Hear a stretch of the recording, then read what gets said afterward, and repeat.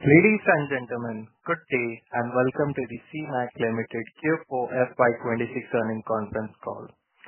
As a reminder, all participant lines will be in listen-only mode, and there will be an opportunity for you to ask questions after the presentation concludes. Should you need assistance during the conference call, please signal an operator by pressing star then 0 on your touchtone phone. Please note that this conference is being recorded. I now hand the conference over to Mr. Balasubramaniam from Aryan Capital. Thank you, and over to you, sir. Thank you, Julius. Good evening, everyone. On behalf of Aryan Capital, I welcome you to the earnings of Seamec Ltd Q4 FY26 con call. From the management side today, we have Mr. Naveen Gupta, Whole-Time Director, Mr. Vinay Kumar Agarwal, CFO, and Mr. Sunil Gupta, VP Strategy and Investor Relations. We welcome the management of Seamec on this call. Now I invite Mr. Naveen Gupta sir to give his opening remarks, following which he will open the floor for Q&A. Over to you, sir. Thank you, Bala. Good afternoon, ladies and gentlemen. On behalf of Seamec, I extend a warm welcome to all the participants joining us today for our Q4 and FY26 earnings call. Thank you for taking the time to be with us. FY26 has been a defining year, not just only for Seamec, but for the broader offshore energy sector. We are operating at the intersection of powerful global forces which are reshaping energy security priorities worldwide, and Seamec is extraordinarily well positioned to benefit. The ongoing conflict in West Asia has fundamentally altered how nations think about energy security. Sea routes, which were once taken for granted, are now contested, prompting a structural long-term acceleration in domestic exploration and production activities. Simultaneously, strategic global oil reserves are being depleted faster than they are being replenished, making offshore exploration no longer a discretionary investment but a strategic necessity. India illustrates this trend compellingly. The government has reduced royalty burden on oil and gas producers, reaffirmed plans to expand refining capacity beyond 300 MMTPA, and continue advancing offshore exploration through its open acreage licensing policy. In a landmark development, ONGC appointed British Petroleum as technical services provider for the Mumbai High field, a clear signal of India's intent to enhance recovery from its most strategic offshore basin. India's growing crude import dependency not only creates strategic vulnerability, but also exposes the economy to global price shocks and rupee depreciation pressure, making domestic energy expansion economically critical. The key beneficiaries are companies with fleet strength, offshore execution capabilities, and established client relationships, companies like Seamec. I am proud to report Seamec's highest ever annual revenue and profitability in financial year 26, which is achieved through strong operational execution, higher fleet deployment, improved vessel utilization, and disciplined project delivery across domestic and international markets. The key highlights include successful completion of the turnkey revamping of ONGC Neelam 9 platform using MV Goodman, demonstrating our end-to-end offshore execution capabilities. Integration and commencement of operation of Seamec Agastya, meaningfully strengthening our fleet. Two significant O&M contracts in consortium with Supreme Hydro Private Limited, a notification of award for MSC Samudra Prabha and Samudra Sevak, both covering 2026 till 2028, substantially strengthening long-term revenue visibility. We also maintain a good presence in Saudi Arabia for almost 10 years now. I am happy to mention that client and end client are quite happy with our product delivery. Needless to mention that such happy clients are precursor to not only more closer cooperation with such clients, but also provides a springboard for expanding the operation with newer clients. The offshore sector is entering a period of sustained investment expansion in subsea infrastructure, brownfield upgrades, deepwater exploration, and product enhancement. The global energy transition is accelerating near-term investment in domestic production as nations seek affordable energy during the transition period. We enter financial year 27 with strong order visibility and operationally primed fleet and a team that has proven it can deliver through cycles. The opportunity landscape ahead is as favorable as it has ever been, and we are ready to make the most of it. Just one caution looking at the geopolitical scenario. One of our vessels, Seamec Paladin, sailed off to Dubai for completing its dry dock. However, due to the ongoing war in West Asia, it continues to remain stranded in the yard until Strait of Hormuz is opened for navigation for all without any risk. Even Seamec Ltd exposure to offshore oilfield services, prolonged instability or a broader regional conflict could affect contractual execution timelines, asset deployment, operating costs, and overall business viability. While elevated energy prices may support long-term offshore activity, near-term disruptions and heightened geopolitical risks warrant close monitoring. With that, I would like to thank everyone again for joining us today. I will now hand over the call to Mr. Vinay Agarwal, our CFO, who will take you through a detailed overview of our financial performance for the Q4. Over to you, Vinay ji. Thank you, Ravindra. Good afternoon, everyone. I warmly welcome all participants to our Q4 and full year FY26 earnings call. I will take you through the key highlights of our standalone and consolidated financial performance for the fourth quarter and the financial year ended FY26. Financial performance Q4 FY26. On a consolidated basis, revenue for the quarter stood at rupees 330 crores compared to rupees 209 crores in quarter 4 FY25, reflecting a year-on-year increase of 58%. At the standalone level, revenue stood at rupees 316 crores as against rupees 207 crores in the corresponding quarter of the previous year, showing a year-on-year growth of 53%. EBITDA at the consolidated level stood at rupees 162 crores in Q4 FY26 compared to rupees 91 crores in quarter 4 FY25. On a standalone basis, EBITDA stood at rupees 138 crores versus rupees 105 crores in quarter 4 FY25. Strong vessel deployment, improved fleet utilization, and efficient execution across projects contributed to the healthy operational performance during the quarter. Profit after tax on a consolidated basis stood at rupees 103 crores compared to rupees 41 crores in the same quarter last year. At the standalone level, that stood at rupees 87 crores versus rupees 58.8 crores in Q4 FY25. Financial performance for the year ended March 26. For the full year FY26, consolidated revenue stood at rupees 1,000 crores compared to rupees 682 crores in last year, reflecting a year-on-year growth of 47%. At the standalone level, revenue for FY26 stood at rupees 947.5 crores as against rupees 660 crores in FY25. Consolidated EBITDA for FY26 stood at rupees 447 crores compared to rupees 244 crores in FY25.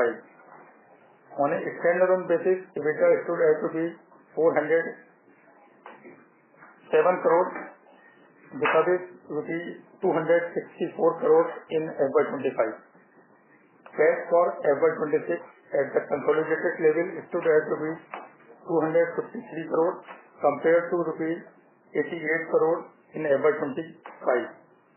At the standalone level, cash stood at rupees 242.4 crores compared to rupees 115.6 crores in the previous financial year. ROCE and ROEE stood at 18% and 19% respectively at the consolidated level. With continued support from our stakeholders, we remain confident about sustaining our growth momentum and strengthening our operational performance in coming years. With that, I would now like to open the floor for questions and answers. Thank you. Thank you. We'll now begin the question and answer session. Anyone who wishes to ask question may press star and one on their touchtone telephone. If you wish to remove yourself from the question queue, you may press star and two. Participants are requested to use handset while asking a question. Ladies and gentlemen, we'll wait for a moment while the question queue assembles.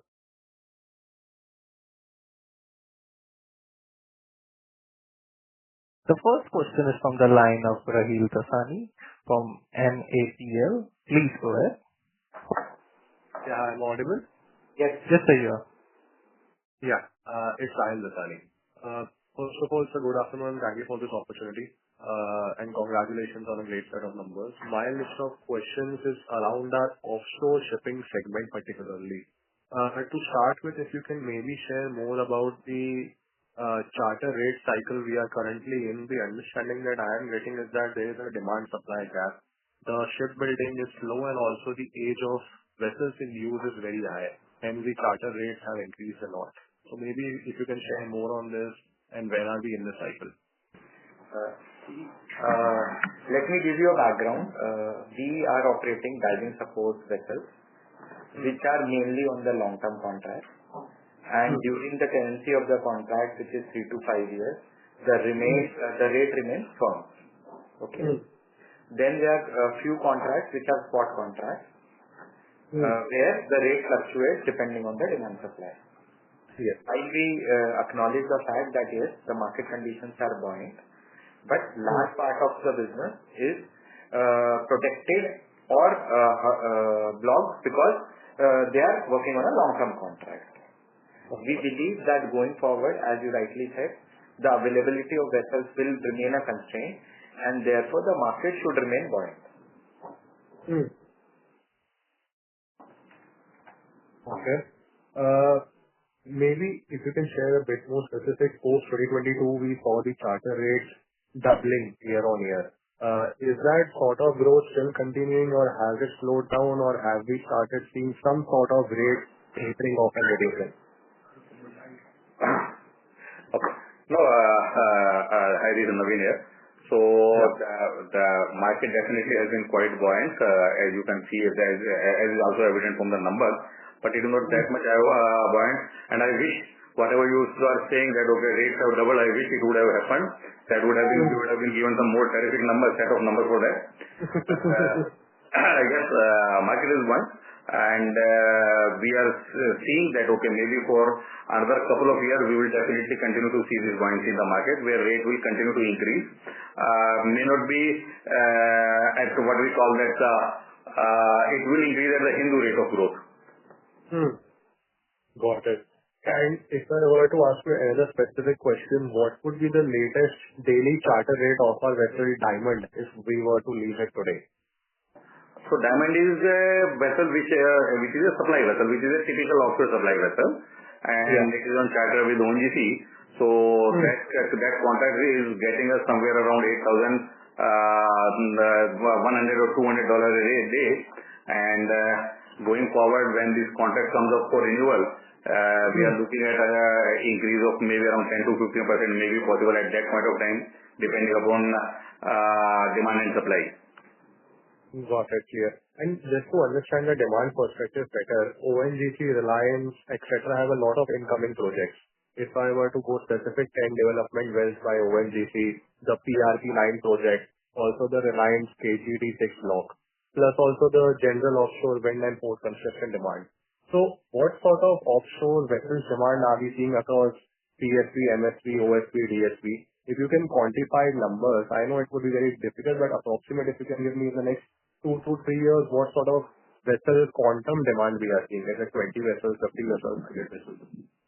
So, see, we are into the niche segment of diving support vessels. We are not into mostly into offshore vessels. Of course, we have the Seamec Diamond, which is offshore support vessel. But this you can consider as an aberration only. So we have got this one offshore supply vessel, but we are into this diving support vessel, which is a predominant business. And there is a demand for these vessels. As you mentioned rightly, that PRP9 projects are there and some more projects are there.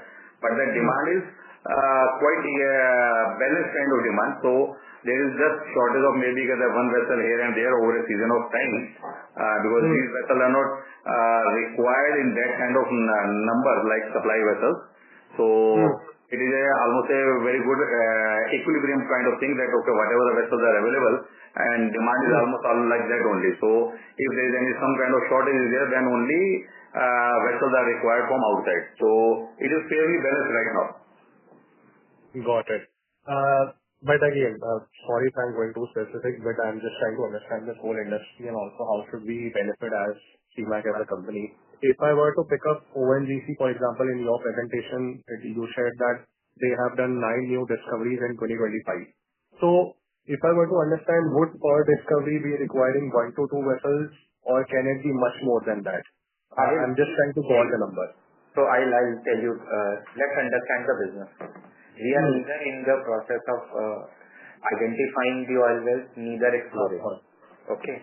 Our job comes the last. Once the discoveries are done, the wells have been established, the exploration has started, then we come as a partner for IMR, which is inspection, maintenance, and repair. And then we stay till the last. Okay? Yes. Today, depending on how the discoveries are made, what is the infrastructure that is laid for exploration, that will decide what is the quantum of vessels that we operate will be required.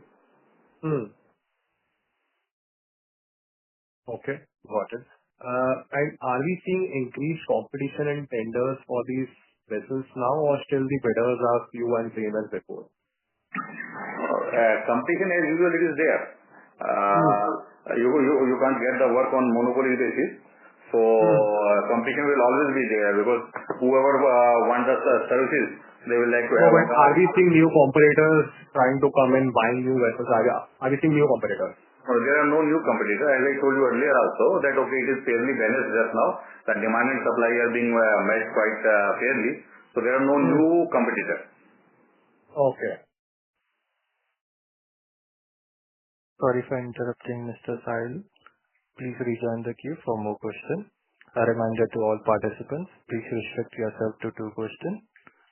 A reminder to all participants that you may press star and 1 to ask questions. The next question is from the line of Rohan Mehta, an individual investor. Please go ahead. Hello. Yeah, good afternoon. Thank you for the opportunity. Sir, I just wanted to ask about the vessel utilization levels in terms of how these have been during this year and what can be expected for the next year, FY27 vessel utilization. See, the vessel utilization as such is almost 100% dependent, barring off hires which happen due to dry dock and unscheduled breakdowns. Okay, and depending on the seasonal availability of the contract. You would have seen the announcements. We have added new business, which will definitely improve the top line by around 15% in the going forward period. Okay, got it, sir. And sir, are there any partnerships or JVs or anything like that on the horizon in terms of maybe even offshore engineering opportunities? Rohan, right now we would not like to speculate anything. In case something happens, definitely we'll make an announcement towards that. Got it. Fair enough, sir. And sir, if you could give some light on and your opinion on the overall global energy security concerns with the geopolitical tensions and everything, how that's affecting our business and what to expect over the next couple of quarters. While the entire geopolitical situation has made it clear that with 15% in-house production, India cannot survive and hence India has to be more self-reliant in energy sector as well, which will definitely create a lot of business opportunities for Seamec and companies which are prevalent in energy sector. How things will shape up? Probably after this whole episode settles down, things will be more clearer. Got it. Understood, sir. Just lastly, are you seeing any pricing pressure or pressure from competition when we are bidding for offshore contracts? No, not right now. Okay. Any guidance that you might like to give for the next year in terms of top line or margin? Well, I already said that we are expecting about 15% growth in top line and bottom line next year. Okay. Okay, great. Thank you. Thanks, sir. Thanks for taking my questions, and all the best. Thank you. The next question is from the line of Abu Rafi from Wealth Capital. Please go ahead. Thank you for the opportunity. First, I would like to congratulate the team on strong yearly performance. So I have few questions. The first one being regarding the two O&M contracts awarded from ONGC. It is in consortium with Supreme Hydro. So my question is, have both the contracts commenced operations, and also could management clarify the revenue profit sharing with Supreme Hydro? So if you are monitoring the announcement on the stock exchange that we are making, so Samudra Sevak has already been taken over and it has started working, and same with the Samudra Prabha also, which has been taken over in May, and for operational reason it is just now in Mumbai getting all this changeover done, and by most likely by first week of June or something, she will go into the contract work and will start earning the day rate. And as far as Could you tell us about the... Yes, sir. Could you tell about the profit sharing, sir? So the share of this Supreme is around 10% into the consortium. What scope of services are being provided by Supreme Hydro? They are providing us the technical know-how along with their manuals and some partners. All right, sir. So my next question is, for FY27, vessels like Seamec Swordfish and Seamec Agastya are expected to contribute for the full year versus partial deployment that was last year, while Seamec Paladin is also likely to commence operations soon. And along with the two ONGC O&M contracts that we just talked about, would it be fair to expect an incremental revenue contribution of roughly 500 crores? And if so, then the revenue guidance for the next year of just 15% is, in my opinion, we would be doing much more than that. Is my assumption correct? Sir, your assumption is not right, and I would not like to comment further beyond 15%. See, there are a lot of business decisions, timings. Like you would know that Seamec Paladin is still in Dubai, not operating. Okay, Seamec 2 is operating only till August 2026. So I have given a guidance, and I think the rest working you can do yourself. All right, sir. So my final question would be, are we currently in discussions for additional O&M contracts with ONGC or major other companies? See, as and when we get new contracts, you will be the first person on stock exchange to be known. All right, sir. So one last question. When can we expect the deployment of HANAs? See, there are 2-3 things that are creating a hindrance because our Paladin is right now not in operations, not doing the business. If the Anand movement happens, again, it will also go out of field for some time, which ONGC will not permit. There are some more complications. So we see one more quarter maybe by the time Anand will come to our fleet. All right, sir. Thank you. Thank you. Thank you. The next question is from the line of Nishita Sanklesha from Sapphire Capital. Please go ahead. Yes, hello. I just had one question. In FY27, do we plan to procure any more vessels? Yeah. See, there are some intimation already which is known to everyone that Seamec Anand, we have already told that okay, we will be acquiring. So that is already a known fact to everybody. Apart from that, we continue to look for suitable unit as and when we find something which is going to add value to the stakeholders. So definitely we will be going for that acquisition. But right now nothing is specific or specified in the pipeline. Okay, and the funding of that will be done from internal accruals only? Again, that is depending upon the transaction and whatever is best for the stakeholder, that will be done. Okay. Okay. Understood. And what is the total CapEx amount that we done in FY 26 and the amount that we plan to do in FY 27? So we have done about 300 crores CapEx in FY 26. In FY 27, as Naveenji just mentioned, the announce is roughly about $70 million, which is the scheduled CapEx. Okay. Okay. Thank you so much. Thank you. A reminder to all participants that you may press star and one to ask questions. The next question is from the line of Tejas, an individual investor. Please go ahead.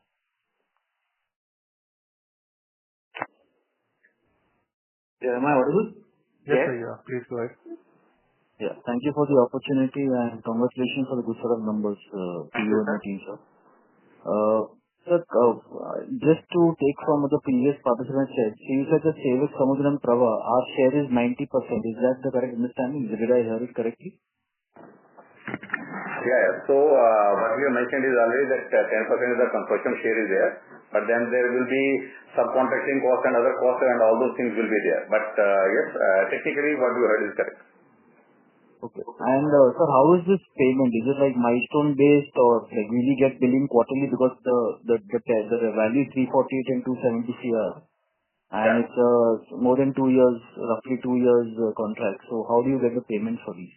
Payment is same like our other vessels, so it is on monthly basis. So we bill to ONGC at the end of the month, and as per the agreed payment term, they make the payment to us. Okay, so it is divided like equally, if I understand correctly, per month, the amount roughly. Yeah, correct. Okay. And sir, you mentioned that obviously Paladin is still stuck in Dubai. What about Princess? Because I believe the Princess is off hire from 21st April. So that is still remains unhired. Is that understanding correct? No. The Princess was offered for the specific segment of work which we have contracted in between. But the broader contract with L&T is continuing and the vessel is still working. And that continues the previous old rate, the charter rate of Princess. Yeah. And sir, can you confirm Seamec Diamond's rate that we have offered, the current rate that you are offering Diamond at? There has been no change from the declaration which was made at the time of commencement of the contract. So there is no change of that. So, to be very specific, this is 800, 750. 8,750. Sorry, sir, I'm not able to hear you. Can you come there again? $8,750 per day. Okay, sir. Thank you so much. Thank you. Thank you. The next question is from the line of Mahesh Kumar from MU Investment. Please go ahead. Hello. So I'm audible. Thank you for the opportunity, sir. Thank you. So I had three questions. First on the revenue and the EBITDA. So we had a very good, strong revenue in FY 26, around 652 crores, 2,000 crores, and EBITDA margin have also improved nearly by 45%. Should, like, as an investor, should we see this earnings level, like sustainable earnings level, and can margin fluctuate depending on the vessel deployment and the dry docking, schedule? See, while we gave a guidance that we should be doing about 15% growth in revenue, the margin should be in the range of 40 to 42%. Okay. And recently, like, we acquired Seamec Agastya and also looking for acquisition of Seamec. And how much additional revenue potential can these vessels generate, and what utilization level are you targeting over the next 2-3 years? See, both the vessels are already on charter with ONGC, so deployment will not be issue. Depending on when Seamec Anand comes to Seamec's fold, will clarify the potential of revenue. And Agastya is doing full revenue next year. That is for sure. Okay.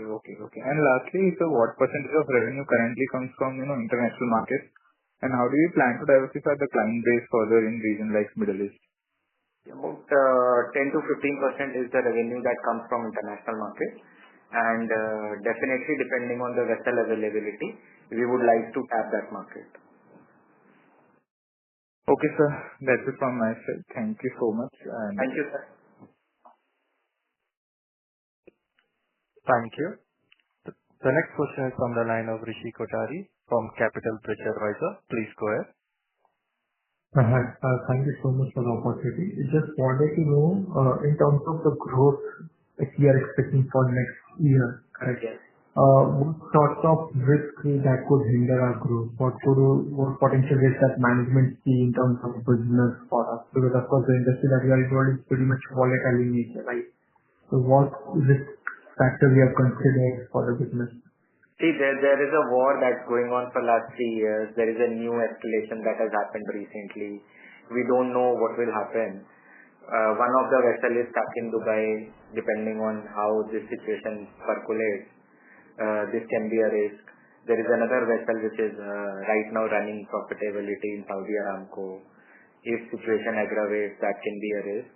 Other than that, we generally do not see any major risk. Or there can be a risk of rupee strengthening. Okay. Understood. So in terms of business understanding, just want to confirm that post any sort of oil and gas companies have actually discovered the oil or in the oil field, correct? Post that, whatever sort of extraction maintenance part comes into picture, that's where we as a business come in, correct for them? Yeah, correct. So that's where our business is, where we post discovery and everything. That's for extraction, oil maintenance, maintenance and everything. That's where we have the business. That's where they hire us as a ship operator. Sorry, your voice is not coming clear, so I'm not able to understand the query. Audible properly now? Yeah, now it is much better. Yeah. Just want to understand that when an oil and gas company actually explores the oil in the oil field, right? Post that, when it comes to extraction and maintenance of that oil field, that's where our vessels come into picture as a business for them. Correct. Okay. And we don't see any sort of risk related to business process. If at all I look at as a competitive landscape, are there any other companies involved in the same business? No, we do not look at any kind of risk right now. And apart from, we are one of the largest ship owners of these diving support vessels. And as far as others are concerned, they are like one vessel owner or two vessel owner kind of companies are there. So we got the biggest fleet of these DSCs.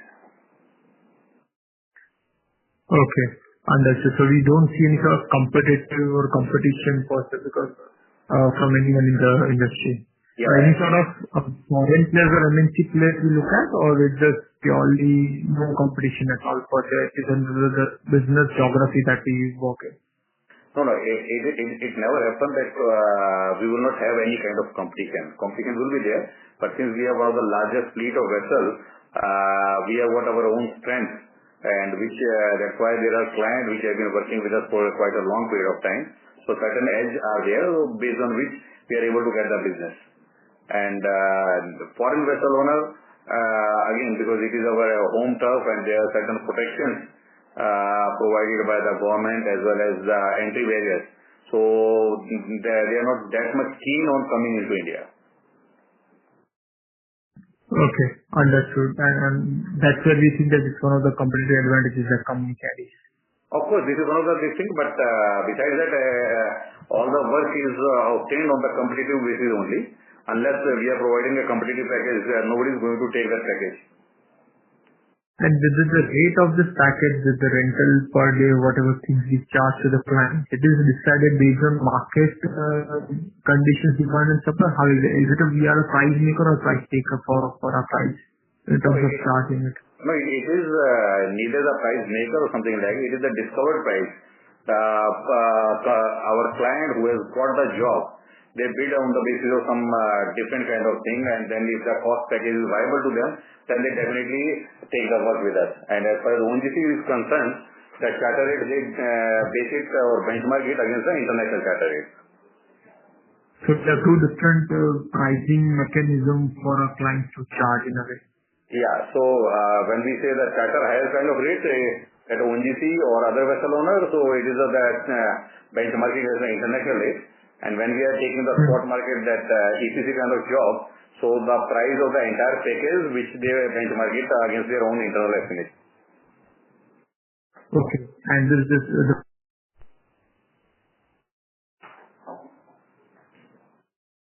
Thank you. The next question is from the line of Tejas, an individual investor. Thank you for the opportunity again, sir. Regarding our UK investment, we had, I think I recall that last year we had done this to ensure to get more business from Europe.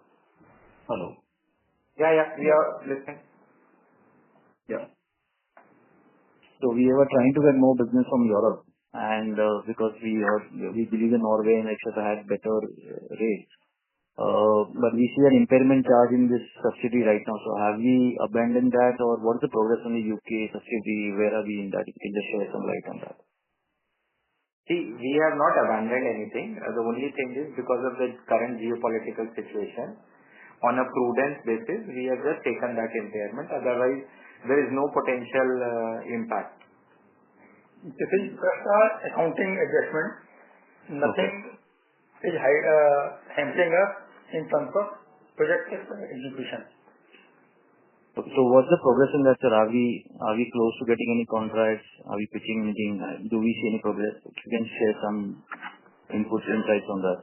See, right now, we would like to refrain from it. As soon as we get some contract, we'll definitely announce. But the endeavor of the management and the company is that Seamec should be a growth-oriented company and contribute to the nation's growth. We have done it in 2026. We are confident for 27-28, and we'll do every best effort which is in the interest of the company and its stakeholders. Okay. And sir, when we have these our vessels being deployed, and for some reason when there is a off hire for 10 days, 12 days, correct, for technical issues. So in that case, does that 10-12 days amount get deducted from our value, or do you have to separately compensate to ONGC? How does it work? On a broad level. When the vessel is on off hire, company is not being paid for those off hire days. Okay. Okay, sir. Thank you so much. That is my question. Thank you. A reminder to all participants that you may press star and one to ask question.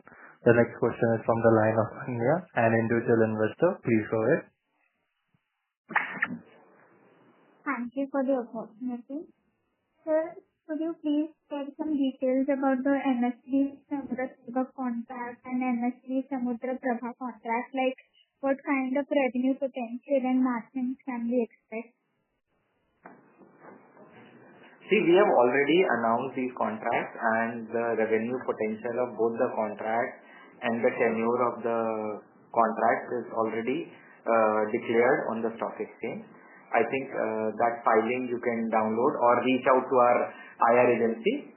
They'll provide it. And both the contracts are up to 31st of March 2028. The second question is for FY 27.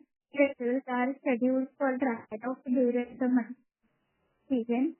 Can you set a roadmap for dry dock and the expenses? So, 3 of our own vessels are due for dry docking, and 2 of these vessels which we have taken from ONGC, that O&M contract which we have taken, so they will also be going for the dry docking during the year.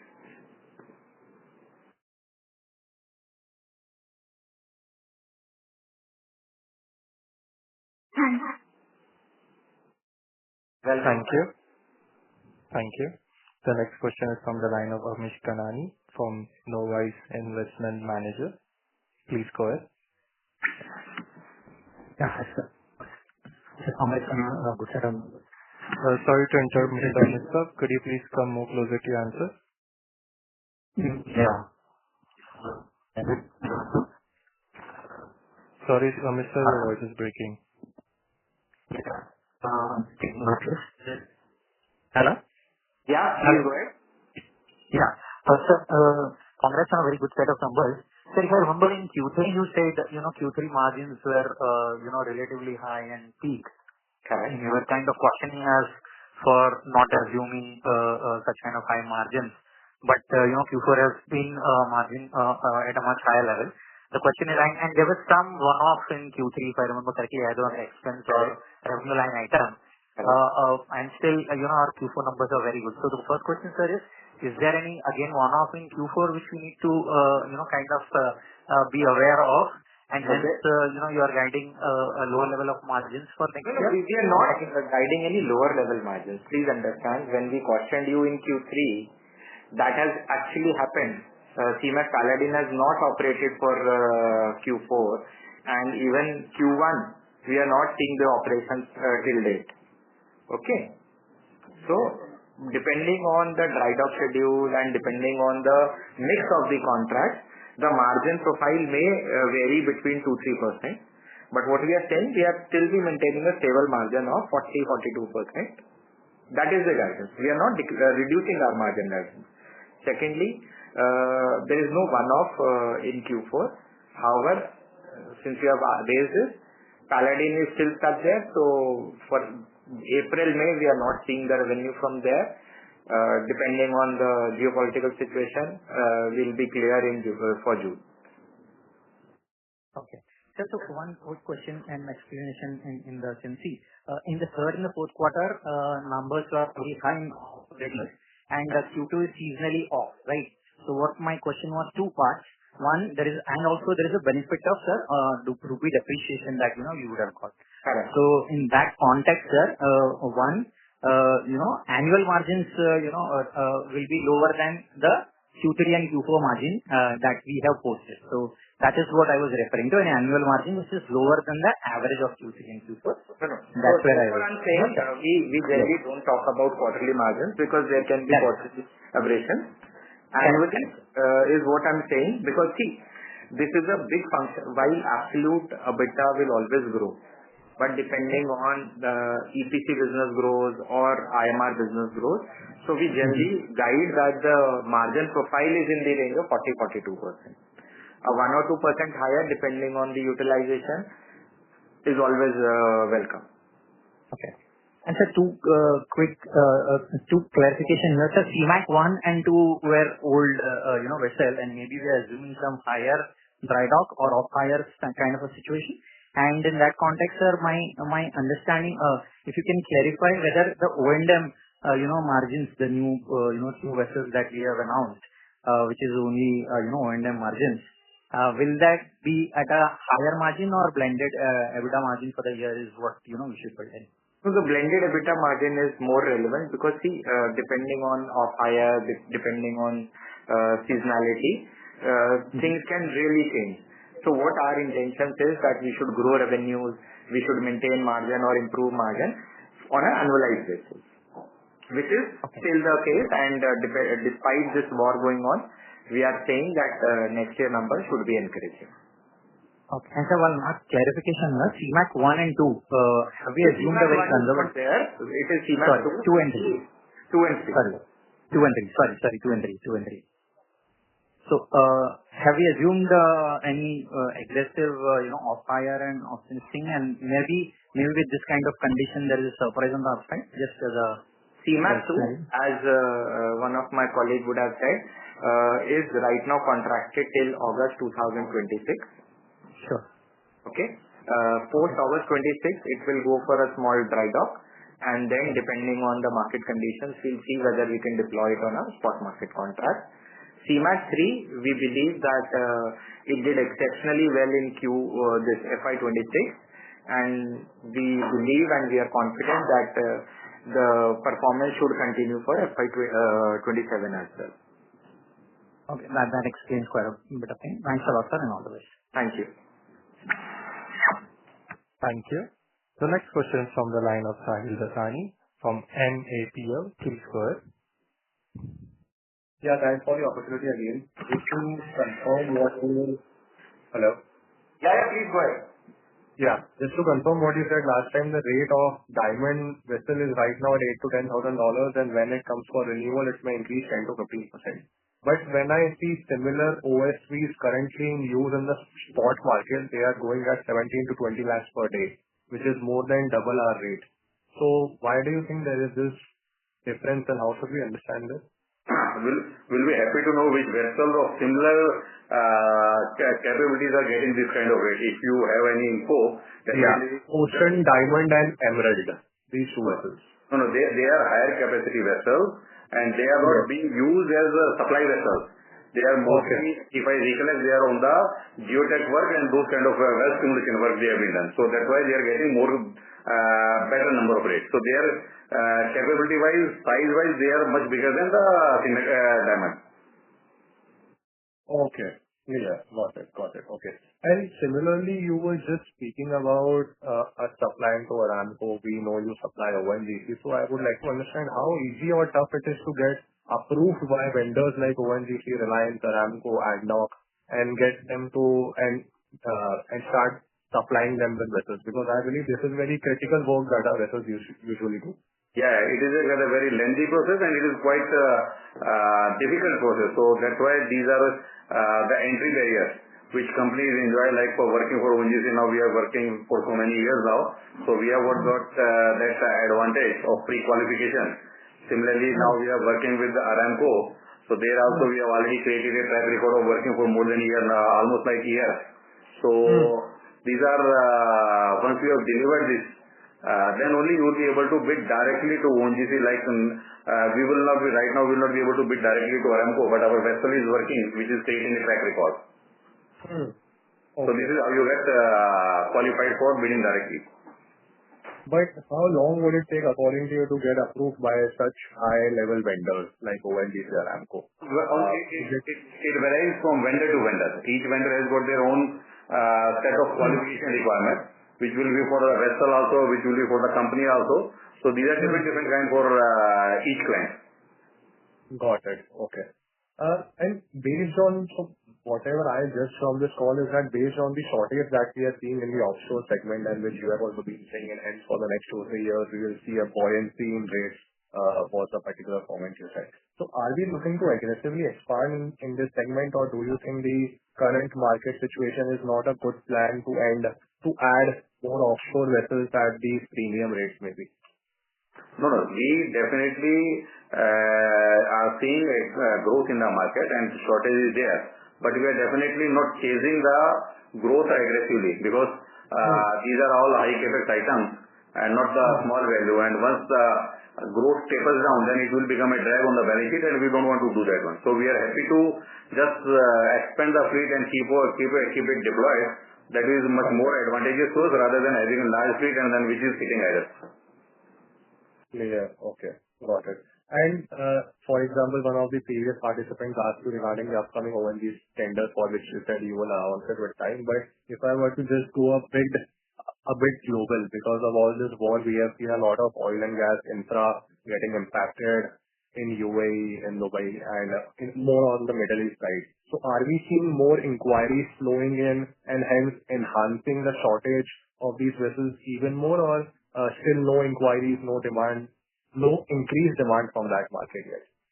See, there will be definitely demand which will be coming, because right now the situation is just not closed.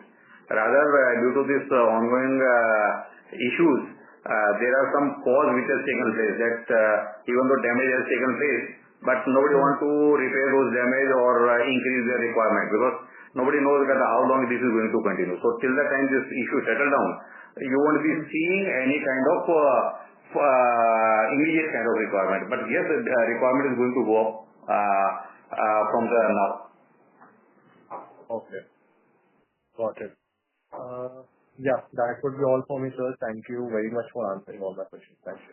Thank you. Thank you. The next question is from the line of Tejas, an individual investor. Please go ahead. So thank you for taking my questions again. Can you just share what was the contribution from our subsidiaries in top line and bottom line for FY26? See, there is no major contribution of our subsidiaries for FY26. Basically, we have pruned down the operations in Dubai. Okay, we have sold a vessel last year, and there is another vessel which we might be selling in the coming year. idea is that we should strengthen and focus on our core business and grow that business from strength to strength. So, sir, are you referring to either Pearl or Gallant to be sold off next year? So those are two bulk carriers that we have. So one we are definitely looking at, depending on the market conditions. Post this war scenario, let the market open and then we'll be able to guide it properly. Okay, so but we'll retain one. So we'll either Pearl or Gallant will retain and one will sold Yes. out. That's the plan, at least. Yes. So currently there's no revenue being generated from those. Is it fair to assume, sir? In this the current period of time. We take this as the last question. I now hand the conference over to the management for the closing comments. I thank you all the investors who have joined in for this investor call, and hope that all the queries has been reasonably replied to.